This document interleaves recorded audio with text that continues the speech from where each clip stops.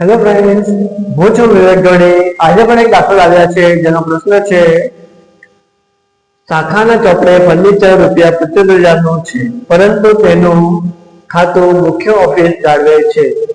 જો 10% લેખે ઘટતી જતી બાકીની રીતે ઘટાડો કરવામાં આવે તો શાખાના ચોપડે કેટલા રૂપિયાનું થશે?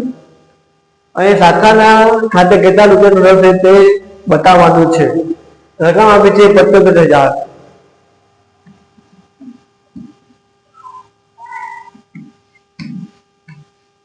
માઇનસ 10%। 75,000 નું 10% થાય છે 7,500।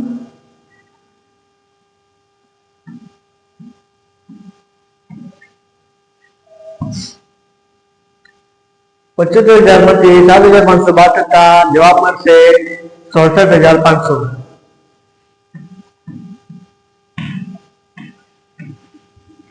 માટે શાખાના ચોપડે 67,500 નોંધાશે।